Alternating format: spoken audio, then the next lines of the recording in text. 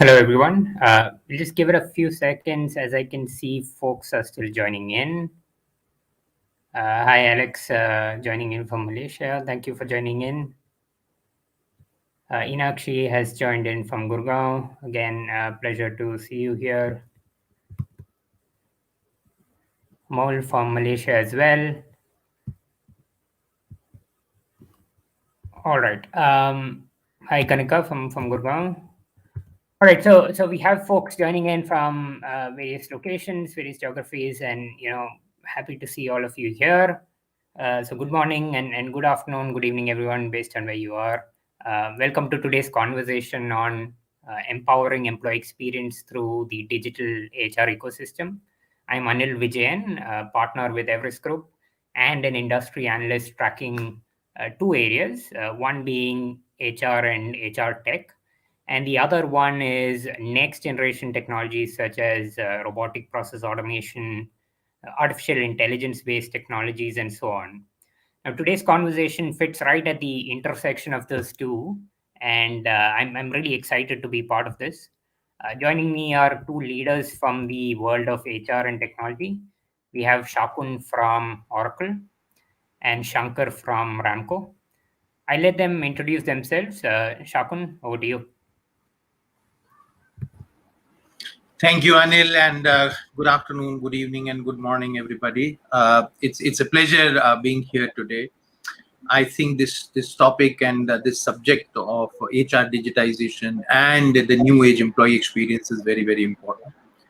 And I think in the current context of Ramco and Oracle coming together, it's great. My name is Shakun Khanna, and I work for Oracle in the capacity of the leader of HCM market development and strategy for Japan and Asia Pacific. It's a real pleasure being here today, and I look forward to a very enriching conversation. Thank you, Shakun, and great to be speaking with you again. Shankar, over to you.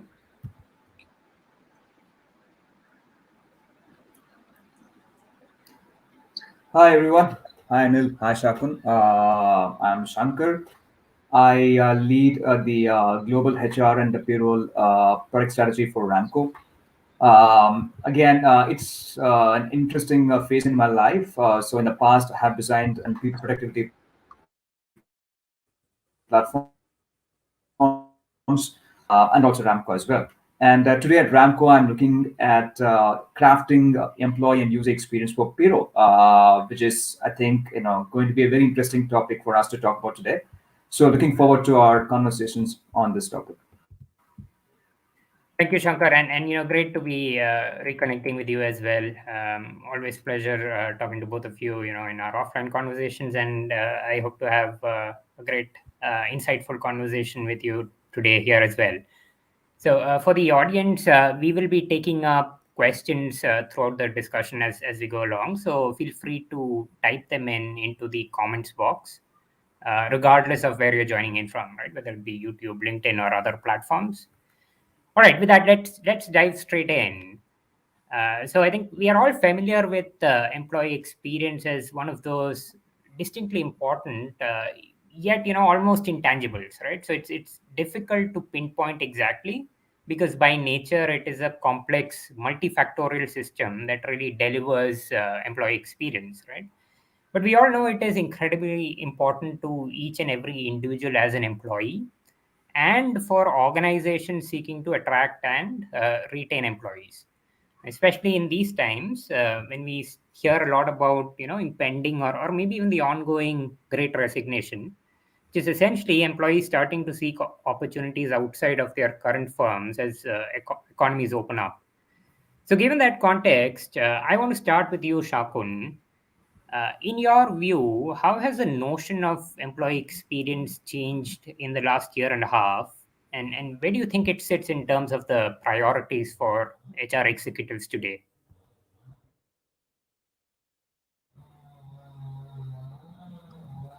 So Anil, I'll perhaps answer the second part first because it's a no-brainer. In terms of the priority, it is at the highest priority. It is said that the last business crisis was managed through financial restructuring, and CFO was at the helm of saving the world of work. This time around, it's a people crisis. Therefore, CHRO is at the helm of saving that. So it's a highest priority. Now, if you look at about last 18 months or so, the change that got evolved during this period is very, very unique, because it is for the first time in the history that this change has been three-dimensional. We have seen simultaneous shift happening in terms of the work ecosystem.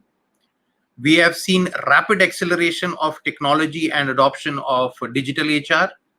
And most importantly, people's outlook towards work has significantly changed.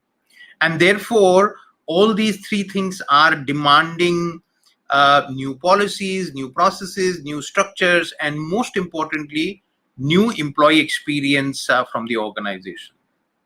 That is one part, which is kind of a macro thing. The other piece is more deeper dwelling into the third point that I mentioned. It's about employee aspirations changing. Not only the aspirations have changed, the fundamental definition of ambition and success has also changed. So people are now reevaluating the paradigms of career progression, career success, and so on and so forth. Now add to that the emergence of gig economy, where these ambitions have a very fertile ground, to fructify in that sense. So therefore, there is a massive disruption happening. Now, while we do not, build a cat, the fact remains that compensation and financial reward, financial gratification is one of the biggest drivers of work motivation, at least. Of course, I don't contradict heaps of employee engagement research that kind of nullifies the correlation or causation between that, but that is on a premise that a person is fairly compensated. So this notion of fair compensation is very, very complex, and therefore I think this is important. So all this complexity put together, evolving in the last 18 months at a very rapid pace, has resulted in the current scenario where every organization, every process, every CHRO, and each and every individual employee will have to reassess, relook, and redesign employee experience. Yeah, thank you, Shakun, for that. And some of that really resonates, and I like the whole framework in which you put it, where the last crisis was about finance and restructuring that, and this the next one really will be about talent, right? And yeah, add to that how people's aspirations have changed. Perhaps a lot of the pandemic and the stuff related to the pandemic has also led to individuals reevaluating what is important for them, and so on and so forth. So yeah, in that sense, it's a whole new paradigm, and I think you touched upon some of those very, very important key points.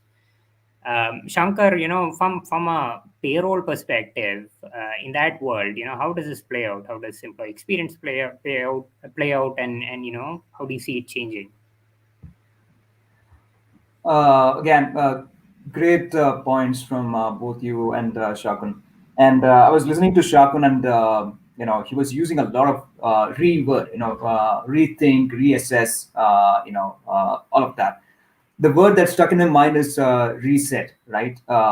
This pandemic, it has really, reset the whole experience and the expectation of both employees and employees. All right, it just kind of brought them to the basics of what a good place is, good workplace is, what a good employer means, and so on and so forth.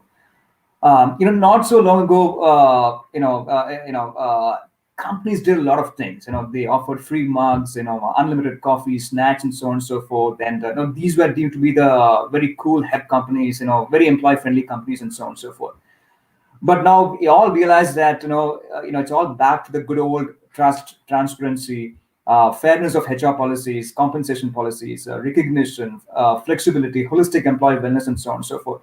Those matter much more than those freebies. I'm not saying that they're bad per se, but again, did we lose sight of these fundamental best practices when it comes to people management in giving out all of those freebies and so on and so forth? That's perhaps a question that everybody is thinking, not just the employees, even the employees as well. And one such fundamental factor is, the compensation and payroll transparency, salary transparency, salary equity. Are you really paying your employees fair and square? Um, and that way, for example, Anil and Shakun, I would think that, for all the commentary that it is getting, Google's current move to, adjust salary of employees based on their preferred location, and letting employees figure that out, where do they want to work and what kind of salary adjustment they are willing to take. I think that qualifies to be a great employee experience in the current times. Absolutely. So, I completely agree with you, Shankar. There are layers to it, right? What is really high priority, and what are maybe what can be considered as frills. But when it comes to experience, often the likes of payroll, for instance, while absolutely critical to employee well-being, it sometimes just gets a little overlooked because it's not necessarily considered as fancy, so to speak. So, Shakun, I think you touched upon this as well, on the notion of compensation and related aspects of financial well-being linked to payroll and so on. So I'm sure you see the broader picture as well, but you would see what really matters and what is material as well, right? So from that perspective, what role do you see payroll playing in this whole experience paradigm, and what is your take on it? So I think this whole notion of compensation and payroll effectiveness is grossly undermined out there. It is treated as a hygiene. Of course, it's a hygiene, but it's the most important factor there. And I think accurate, timely, and most importantly, empathetic compensation is fundamental in today's world. Right now, when I say compensation, don't just take it as payroll processing. That is one part of it. That's the last leg. It's the icing on the cake. But there is a whole lot that goes into. In fact, my hypothesis is, I don't have data to prove that, but my hypothesis is that people use HR systems most of the times for things that pertain to their financial well-being. It could be looking at their leave balances, which have a direct or an indirect correlation there. It could be about ESOP, stocks, wealth creation, PF things, and of course, very, very often the payslip itself, right? So that's an important piece. So, and what happens is that this is a top of the mind. Imagine an employee, if his expenses have not been credited, or imagine an employee on second or third of a month, his or her salary has not been credited. Now, we all know that money is not going anywhere. And just imagine if that thing has not hit your bank. What are the kind of emotions that go in, and therefore what is the impact of it on productivity, your ability to focus, your ability to work, and so on and so forth. So it might be a tiny little thing, but it's a rhythm. It's like a heartbeat. It's a monthly heartbeat that has to keep on going there, and therefore it becomes very, very important.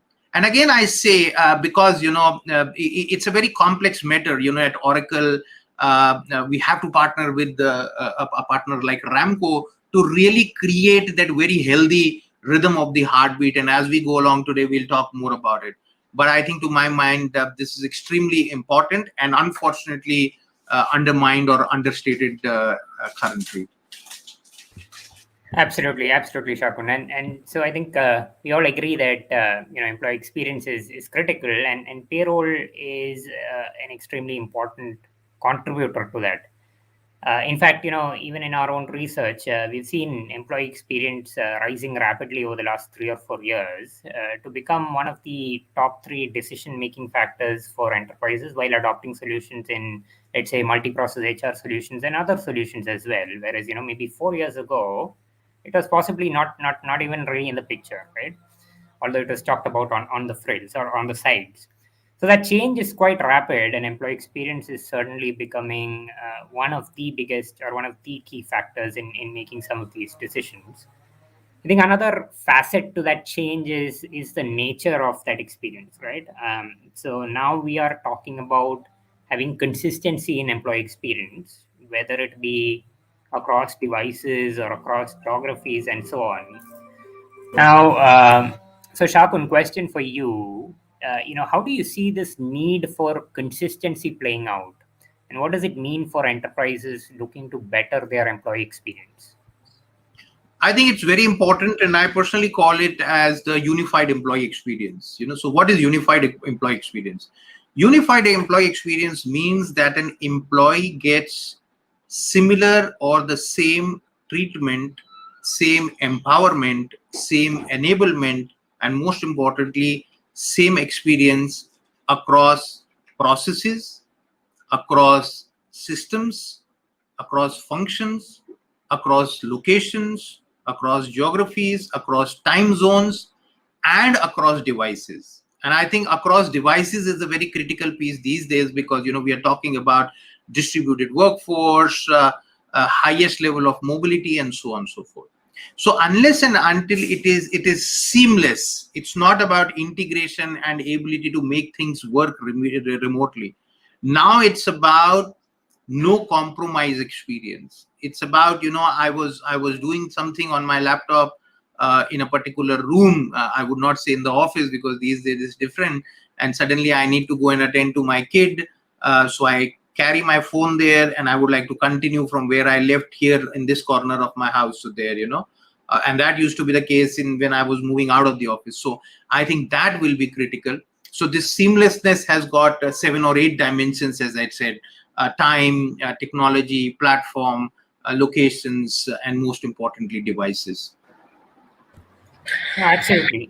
So, Shakun, I think that's a really great point, because especially the device bit, or maybe the channel bit, right? So on the customer side, we always talk about having that omni-channel experience and so on.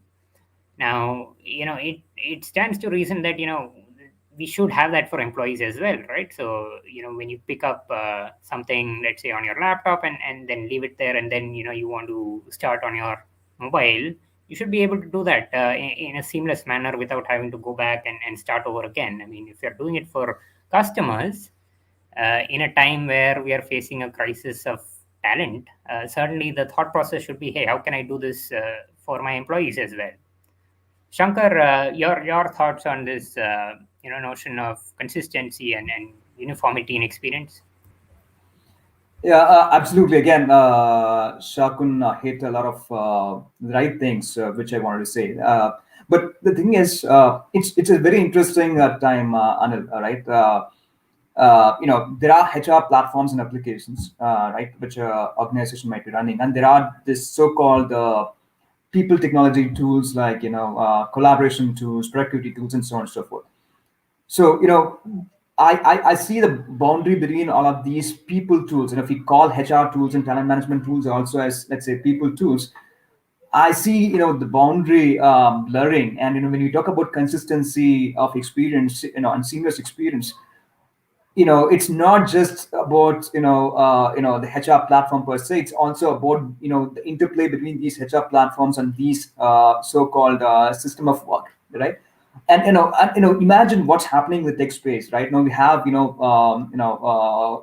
Workplace. If you go and look at the workplace website, the kind of language that is being used to describe that is, it will qualify to describe a HR software. And imagine where learning is happening. You have Salesforce as its trailhead, where sales and services people will go to learn their about their sales process, apart from the core learning management system that a particular company might be running, and so on and so forth. So there is a lot of this interplay that is happening, and as Josh Burson would put it, HR applications have kind of transitioned from being pure systems of record in about, let's say, 1970s, to something called systems of work, where things should happen in the flow of work of an employee. It doesn't no longer can log into a system, open a menu, and then work on a particular transaction. He wants that to happen along with his work. If, let's say, Teams is a place where he's actually spending his time collaborating with his team. No, he wants HR application to be there and not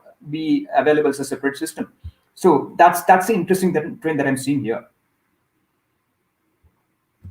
Absolutely. So I think over course of time, so as you mentioned, we started with systems of record.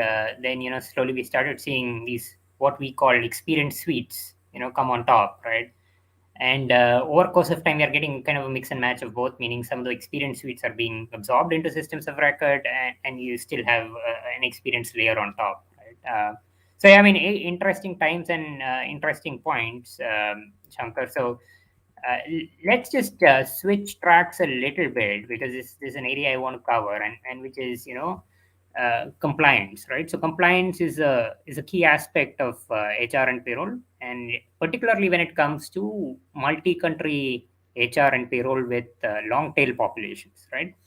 So in fact, it's a broader issue across functions. So one of our executive surveys showed that, for instance, 37% of organizations see reducing regulatory risk and the cost of compliance as a key business outcome, right? Now, at the same time, and often on the opposing side, I would say, there is an effort to make things easier for employees, regardless of which geography, whether they are working from home, working from office, and so on. So, with these two, well, seemingly opposing forces, how do you work with your clients to navigate that complexity, Shankar? Yep. So yeah, it looks as if they are definitely opposite ends of spectrum, right? Compliance, you have to be hard and fast, but whereas employee experience and personalization is all about being malleable, adaptable to individual preferences. Compliance is all about being local, understanding the local laws of the land, about payroll, taxation, and so on and so forth. Whereas employee experience, you would want to have a very global outlook, bringing the best of, let's say, B2C experience to your B2B software and so on and so forth. So yeah, it does feel like they are really opposite ends of a spectrum. But Anil, I don't see it that way. If you look at it carefully, the ultimate connecting thread between compliance and employee experience is about having that consistency, and having the predictability of what your system can do or what your software can do, right? Be it, let's say, a payroll user who actually wants to ensure that his payroll is calculated accurately. The payroll actually complies with, let's say, all the statutory provisions of the land. That's again consistency. We're talking about consistency there. And from an end employee perspective and an end user perspective, we want that employee to have the consistency of experience, be able to do transactions faster, get a Payslip, or let's say tax computations faster, and so on and so forth. That is again, to me, is consistency. And this is where I think a global HR and payroll platform like Oracle or let's say Ramco can actually help a lot for a customer, right? So if I take specifically Ramco as a vendor to look at, so Ramco offers about 50 plus country payroll out of its single platform. So if a customer is looking to, let's say, standardize payroll operations across, all of his multiple countries, and then this is a good platform to start with. There's a good grounding for this person to actually start with, because this one software will stretch to all the 50 countries, which means that all payroll, administrators and processes across all of these countries will have one common way of working, right? And Anil, you also brought this interesting point of, let's say, long tail, right? Again, a multi-country organization might not have that local expertise or the wherewithals to actually reach out to all of those local pockets, right? Again, a common vendor who can actually manage all of this long tails also is again a fantastic, your partner to actually run payroll in those countries. Ramco, for example, has a payroll bureau which takes care of complaints in all of those countries. So it's like a windsock for you to understand, which way the country legislations are moving, and you can actually change, according to what the kind of changes that's being done in those particular countries, right? And especially in the last 1.5 years, there have been a lot of changes to country tax provisions. There have been a lot of employee welfare schemes introduced by governments. So there is somebody who needs to track all of these things and in consistently roll it out to different countries, as a part of the software. Again, having one common software is going to bring you that predictability, that agility to actually bring that experience to, and that accuracy to your payroll. That's the second thing. The third thing is about end user experience. Again, you want your employees sitting in India, Singapore, Africa, across all of these countries. You want that same experience for the employees about how they go about the system. Again, we talked about multiple devices. Do you want to log into the system through, let's say, a browser or a device and so on and so forth? Again, having a tick-backed payroll vendor can again help you bring that consistency of user experience as well in all of these different areas. Right. Thanks for that, Shankar. And I think you hit upon some important points. Especially on the payroll side, for example, in our multi-country payroll research, we often see that discontinuities arise where there are in-country partners involved, maybe, and the handoffs are not properly handled, and so on. Right. But yeah, I think this extends beyond payroll, of course. And Shakun, I'm sure you'll see aspects of this maybe false dichotomy, but seeming dichotomy play out between the ease of use and compliance restrictions, right? In broader HR. Any specific points you want to bring up, maybe aside from the ones that Shankar covered? No, I think that's because it is so dichotomous and so complex. That's where I think artificial intelligence and machine learning kick in. Today, the complexity and the speed of change is so high, and the need for personalization is so high that you would need that. And the good news is that at Oracle, we are constantly investing in that. I know Ramco is doing that. So this entire seamlessness of the experience that we are talking about in the back end manifests itself around the effective use of data analytics, artificial intelligence, and machine learning. Small little changes happen because of the ambiguity, and it can leave loads of challenges around payroll processing. Remember how the PF deduction law or the rule got slightly modified for 2 months during lockdown in India. Now imagine the complication involved and what would it take. Now, using advanced SaaS technologies and cloud-based applications, life becomes much more simpler. So I think you're right. It's about constant upgradation. Most importantly, leveraging the latest technologies to create that compliance effectiveness, which actually is changing faster than ever before now. Yep. Yes, absolutely. Makes sense. Yeah, I mean, there are broader aspects to this than, I mean, beyond payroll as well. And it reaches out into the whole, have to retire cycle in many ways, and, aspects that you mentioned as well, around AI, ML, compliance, around those fronts and so on, which can potentially actually have implications in the wider organization, even outside of HR. So great points there. Now, so we have a few questions coming in. So let me pick one before we move. So we have a question from Alex Raja. How does Oracle and Ramco work seamlessly over the multiple devices of employees in a digital HR ecosystem? So I think essentially the question is, how do we achieve that sort of multi-device, multi-application experience through this Ramco and Oracle partnership? What is your take on that? Maybe Shankar, you want to answer this one? Sure, Anil. Yeah. So Oracle and Ramco has been very thoughtful about this whole integration. So there are three layers on which this integration travels, right? One is definitely the infra. Ramco can and will run on Oracle cloud, and that way, if an organization is running Oracle HCM cloud, they can also run Ramco cloud on the same way, the same infra. So there starts the integration, right?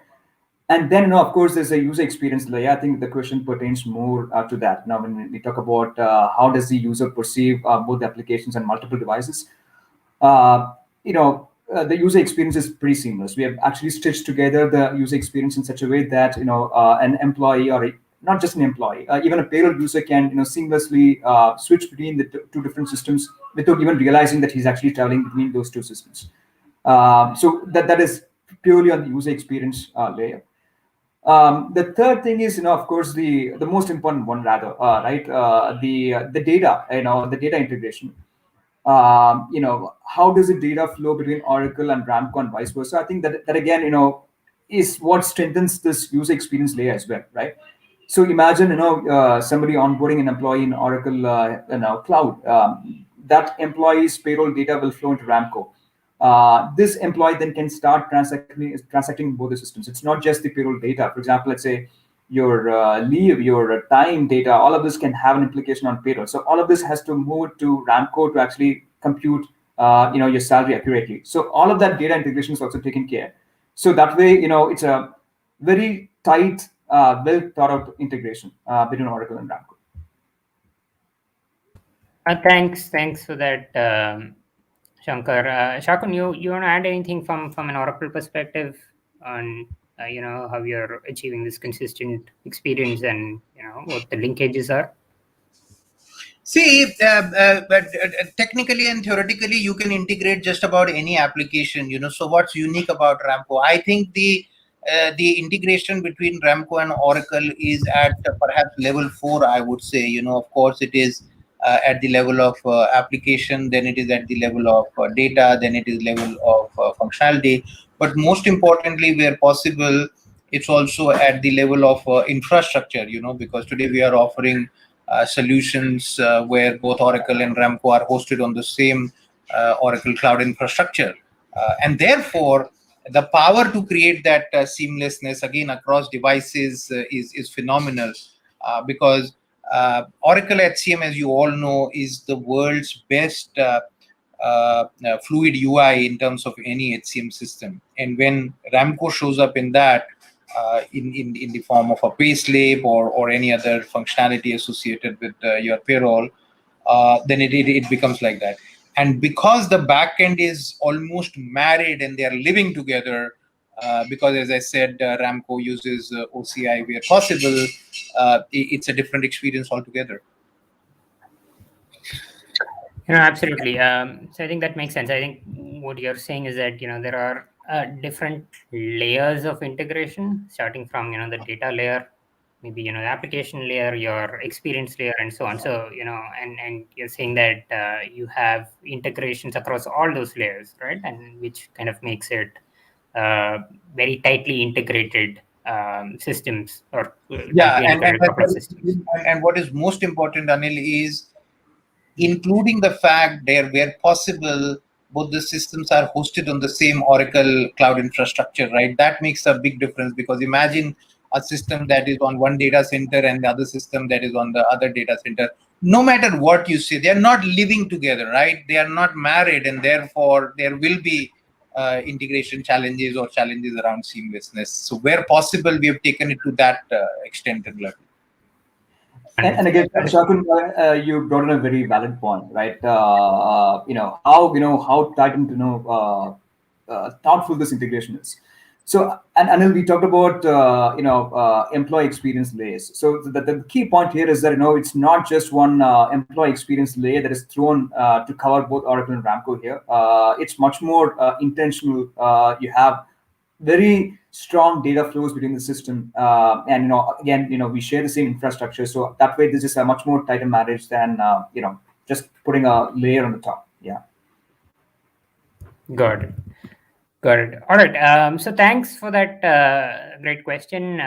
We need to keep moving on because I think we're a little behind time, but do keep those questions coming in. We will pause in between and take up a few more as we progress.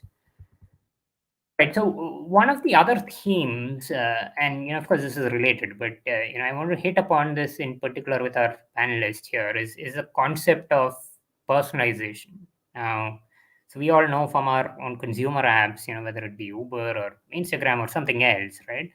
Personalization really enhances that experience. It kind of makes it unique for us as well. So in the employer context, also we have now multi-generational workforce with different generations having grown up with different expectations, right? And while we strive for a consistent baseline experience across applications, geographies, etc., we also find the need to accommodate specific needs of groups of employees through personalization. And tying this back to the integration which you spoke about, often this is achieved on the back of data and insights gathered about user preferences through data. So on this front, what is really happening on the ground, Shakun? What are you seeing enterprises doing on personalization? There are two levels of personalization. One is the personalization of the HR tech experience. That now is getting facilitated in alignment with the habits of people. So, for example, when I log into the system, what is my habit? Do I look at news items first, or do I look at my leave balance or whatever, right? So this entire tile-based UI will start showing you up things that matter to you most. It's about grabbing the attention of the individuals where it matters the most, and then of course there are personalizations which people can exercise. So that's one part of it. On the payroll side specifically, if you look at it, there are 3 4 important layers. First of all is the whole option and choices around how payroll is structuring. It has already started, and we'll see a lot of acceleration here, where people would want their compensation structures to be customized, simply because now more and more people are opting to work in a very customized way. Somebody might just want to work over weekends, and therefore what would be the payroll implications? Even the government, for example, and I know for sure government of India is contemplating what will be the implications on ESI, PF, those kind of things if a person chooses to be employed with more than one employer. So those kind of things are evolving. And lastly, personalization is about effectiveness and ability to exercise the options again whenever a person wants and whichever device a person wants. So again, multiple dimensions and multiple manifestations of personalization there. Absolutely. So great points on that, Shakun. Shankar, any other thoughts on personalization, or anything else you're seeing from within your client base, or when you speak to prospects and so on? Uh, Definitely, personalization is a very important idea that clients expect by default today, Anil. And again, see, we could again think about, hey, how do we go about, designing your software? How do you personalize software for, different employee groups and so on and so forth. But I really don't know. Now, for example, we talk about, let's say, typically when we design a software, we think about, let's say, different, employees from multiple generations. We have the baby boomers, we have the millennials who are supposed to be the digital natives, Gen Z, Gen Y, and so on and so forth. So, we talk about all of that, and the idea is to design a software that will cater to all of these things, all of these different generations. But frankly, Anil, I don't see that difference, right? And these generations, they keep coming up, So recently, I hear this term, uh, geriatric millennials, floating around. I don't know whether I should be happy or sad about that, because the name is, the geriatric, addendum to my generation. I feel so sad, but they say that they are actually a great bridges between, let's say, the generations of the past and the generations of the future, and so on and so forth. But we have been using smartphones and apps and smartphones for the last 15 years. So I think that has really normalized a lot of the expectations of people of what they would expect from, let's say, a software, the kind of digital proficiency that we'll expect from your crowd, and whether you should be designing something in a particular way for a specific crowd, and so on and so forth. um, so so like Shakun said, there are things that you can do as a part of software, and there are things that are actually driven by the country rules and legislations,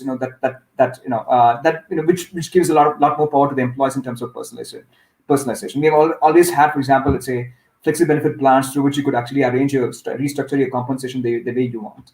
And today, you have choices available in the kind of, let's say, fund contributions you want to make, what kind of tax regime that you want to choose, that you want to get applied on your salary. So there are definitely multiple choices available. As a software, you will have to cater to all of these different personalizations, as a part of the payroll and compensation per se. I'm talking about that particular area. From a technology perspective, Anil, like I said, it doesn't really make any difference. People are always, open for good technology, a thoughtfully designed technology. So just to give you an example, sometime back we designed a chatbot-based service called self-explaining Payslip. The idea was to let employees directly query and get their payroll queries answered by a digital assistant. Before we went the chatbot way, we were thinking about it in a very different way. We were thinking, hey, maybe we should define an interactive payslip. Employees can actually open up the payslip, click on a few menus here and there, and then the payslip can, show how the computations are actually arrived at, and so on and so forth. When and we also had this chatbot idea as well. When we did a user research, we found that a majority of users said, hey, just give it as a chatbot. You can do this interactive screen and all, but no, don't make it as an either or. Do the chatbot first, and then if you want to do the interactive screen, you do it. Again, goes back to the idea of hey, I want things to happen faster. I'm proficient using a chatbot. I want this transaction to happen that way.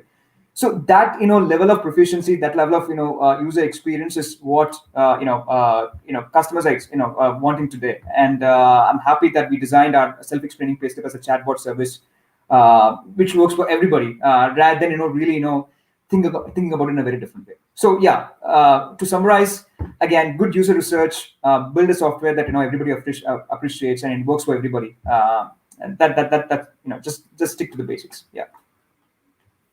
Absolutely makes sense. And I think some of the talk about maybe the generational aspect may also be overblown in terms of resistance to using certain technologies and so on. And it's also a point in time phenomenon, right? Because now as we go forward, most of the people who are in the workforce are familiar with all of this, regardless of what generation they are. Right? They use it on the Absolutely. consumer side, so there's absolutely no reason why they're not comfortable with it on the enterprise side as well. So things are changing, and I think in some ways maybe we underestimate the ability of people to change when I they can see tell something you which is that. much more efficient. I can tell you that absolutely, Anil. My dad is a fantastic online bargain hunter than me. So this whole idea of some people have got are not really proficient with technologies, or will not adapt to new technologies. I think that's a big misnomer, I would think. Yeah. Yeah, and I think also, so you mentioned and both you and Shapin mentioned this is a technology element to it, but there are other elements to it, and I think this is where some of the fundamental stuff needs to come through. Because in the past, a lot of organizations have designed a lot of these experiences around organizational silos, right? So whether it be for tax reasons or for finance and accounting reasons, those silos were designed that way, whether it be payroll or something else, right? Often you see payroll sitting under finance as well, just for the reasons of administration and the way things function. Now I think the more forward thinking enterprises are thinking of redesigning some of these processes itself around the employee, right? So what is the employee pain point, and rather than have the employee navigate through silos, can you make it effective for the employee, and then design the rest of the stuff around it, right? The silos can come in later if you want to do it that way, but the employee should see a seamless experience. So I think that is also a critical component of it.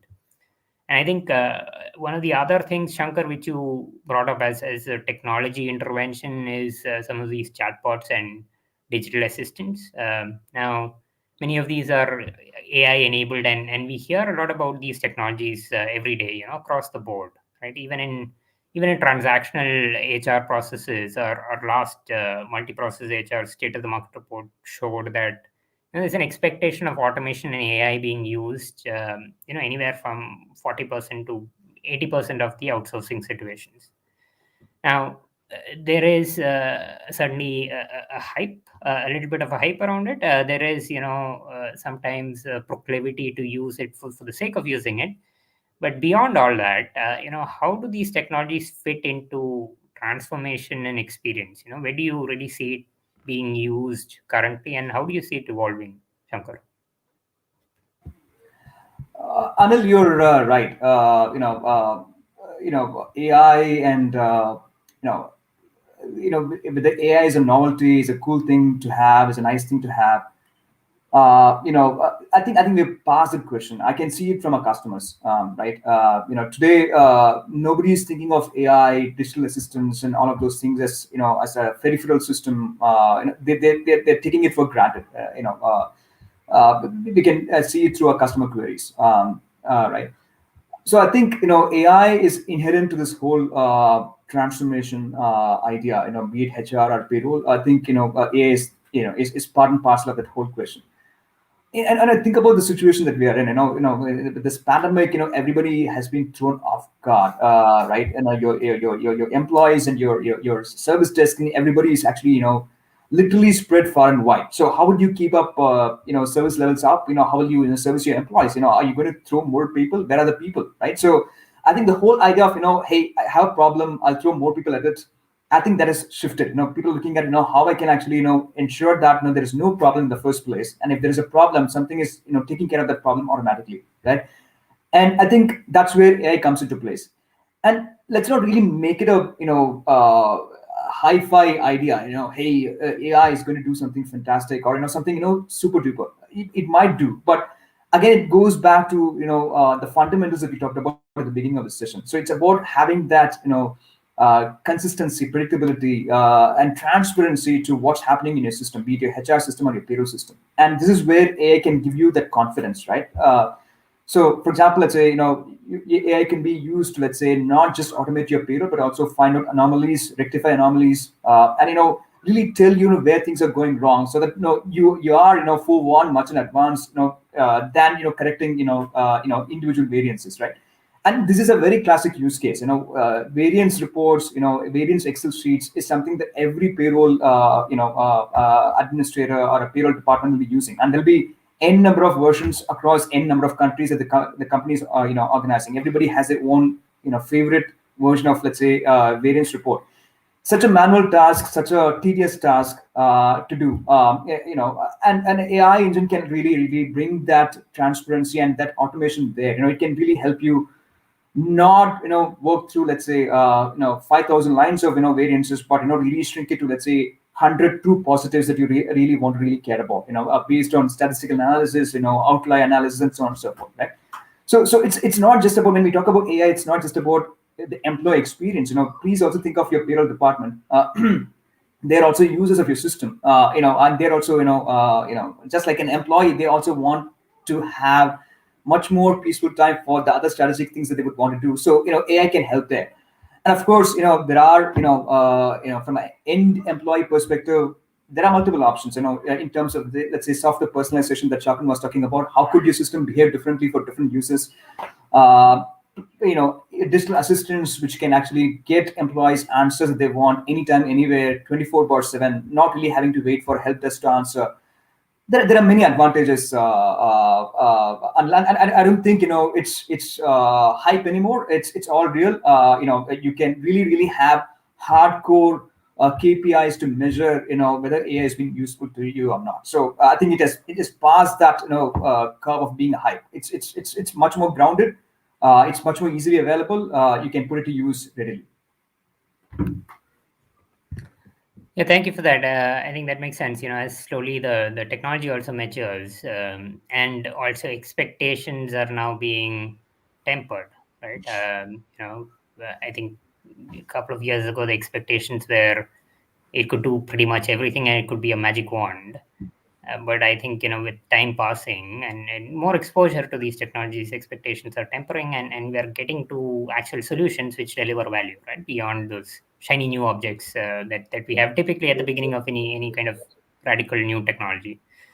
So that's great. Let me take up another question at this point.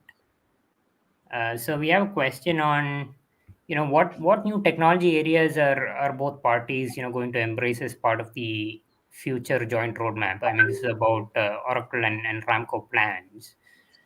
So Shakun, let me, have you answer this. Don't want to put you on the spot, but if there is something that you're thinking about at this point, or something that you can speak about, please go ahead and answer.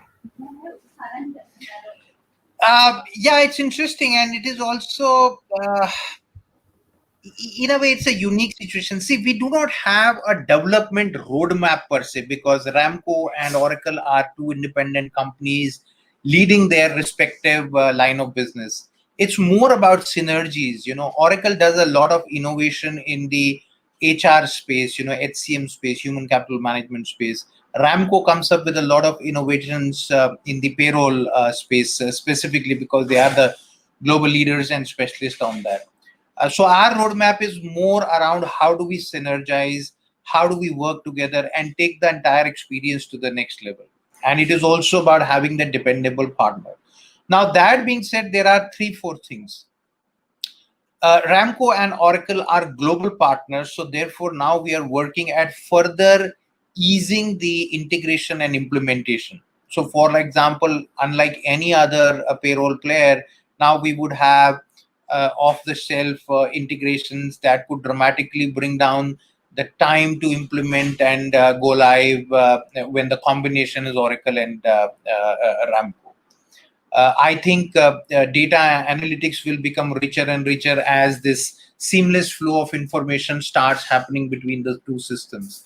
At Oracle, we are working with at the next frontier of artificial intelligence and machine learning.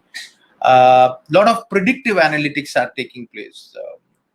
Imagine if a system is so intuitive that it notices that a person is getting interested in his or her payroll related activities a lot. Maybe it could be frequent download of the payslips. Now it could be because of certain other reasons. So the system can actually recognize that pattern and interpret that pattern with a very complex, it could mean that a person is trying to get a home loan or a car loan, maybe. Perhaps he or she is applying for a visa, or it could be even be a red flag around his or her attrition intention. So this is just an example of how new age machine learning is creeping up, and more intelligence, intuitiveness, and predictability is coming in the system. So we continue to work on that. The bottom line is that, as I said, the relationship, the partnership, the collaboration unleashes a lot of synergies and a lot of use cases, which may not necessarily be dependent on the joint developmental roadmap, but it's about harnessing each other's strengths and creating an impeccable customer experience and employee experience. Absolutely, that makes sense. So I think the other thing which we're noticing in today's world is that, technology is evolving so fast. There different organizations will have different ways of approaching or different kind of products, and increasingly we're seeing more and more what we call co-opetition, right? Even companies which may seem like they're competing, they cooperate, right? Because we're moving towards that breakneck speed of technology specialization, and it's impossible for one company to get good at everything. So I definitely expect that there will be more collaborations going forward, and it'll be exciting to see what those are or what shape that takes. Right?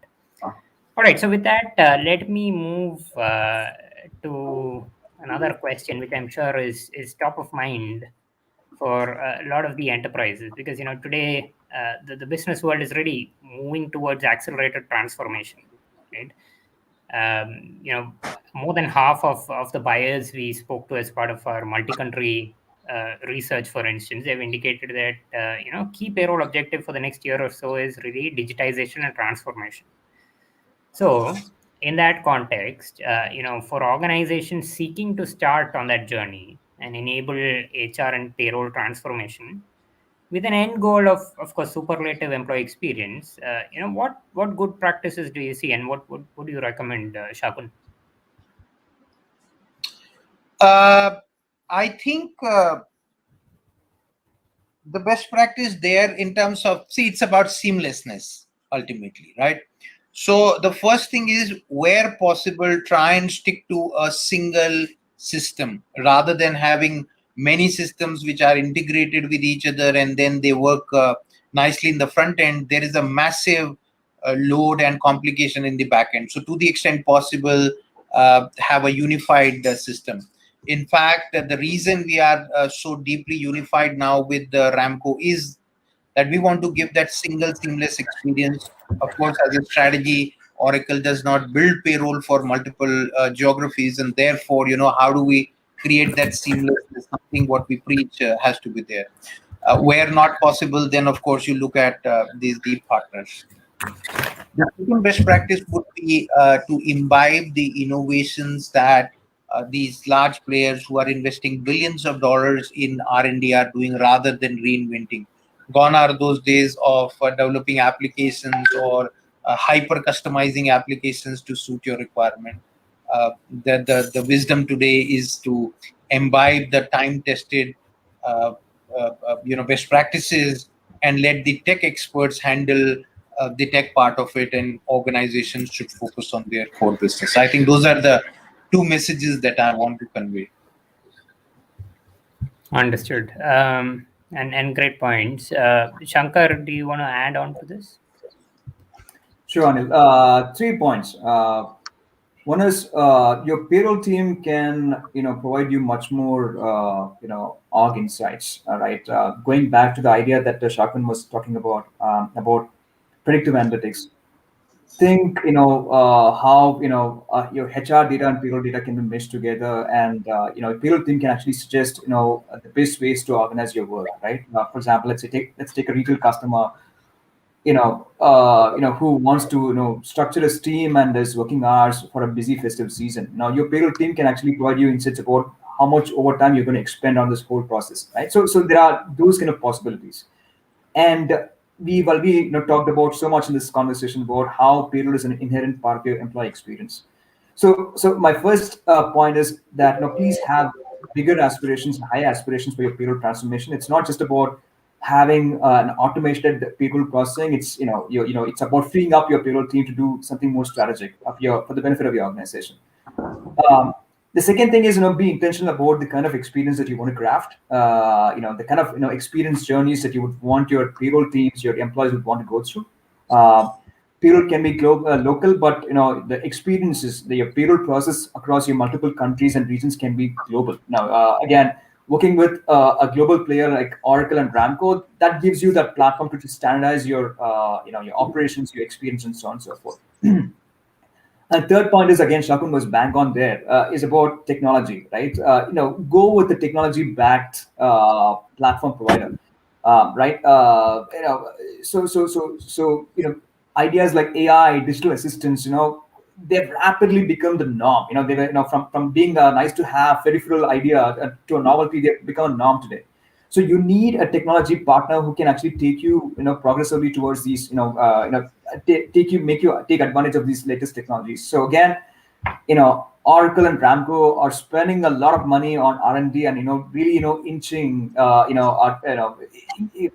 really increasing technical capability of our customers. And again, it's not technology for technology's sake. It's again for the benefit of your employees, your payroll teams, and your HR teams. Again, work with a good vendor who can provide you that scale and diversity in terms of what you're looking for in your payroll systems. Absolutely. Again, great points. I think I'll add a couple to these, right? So one is, the point I mentioned before around designing around employees. I think that is still critical when you're talking about the holistic experience. This what we call moments that matter in an employee's life cycle. So ideally, in those moments, that's when an employee really needs support, or really, a lot of the experiences in the organization defined by those moments and how those are handled. So, for example, think of onboarding, or think of adding a new family member, so on and so forth. Right? These are kind of moments that matter, particularly around those processes. Design around the employees rather than your traditional silos. So that, I think, is one key critical component.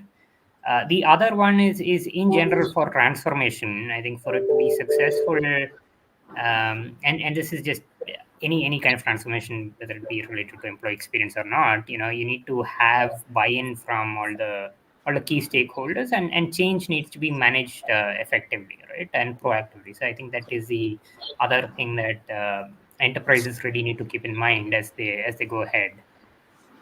So with that, we are nearly at the end of time, but let me see if I can squeeze in one more audience question. So we have the question, do you think that the next real advancement will be real-time pay with reference to the payroll landscape? So this is from Ayush Agarwal. So I guess this is referring to what we call on-demand pay, right? So, Shankar, do you want to take this? Yeah, absolutely. We again see a lot of customers and organizations willing to provide, pay as you earn, right, for employees. So definitely that is a huge trend, and that Ramco is getting towards. And it's let's not again see it as a in isolation. There's a whole slew of compensation payroll related benefits that an organization can provide today, especially when again the pandemic, there is that flavor in all of our discussions today. So it's about having ready access to your payments. It's about helping your employees with their financial wellness. It's about creating those kind of investment plans and financial plans for your employees. You being a guide for your employees to actually create those plans and so on and so forth. So there are multiple avenues where through which payroll is expanding. There's a whole slew of things that Ramco is looking at. So yes, it's a part of being the looking at the overall financial wellness and how will you support your employee, to tide through these tough times. So yes, completely in agreement with that statement by Ayush, I suppose. Yeah, Ayush. Yeah. All right. Thank you. So thank you for that, Shankar. And I think that we're a little bit over time, but that brings us to the end of this conversation. Thank you everyone for a great discussion and some great questions. Whatever we couldn't answer during the session, I'm sure Ramco team will follow up, and you also have an email to contact the Ramco team on screen as well. Of course, a special thanks to our panelists, Shakun and Shankar, for their time and wonderful insights. Thank you, everyone. Have a great rest of the day, and bye-bye. Thank you. Thank Thank you. you, Anil. Thanks, Shankar. Pleasure.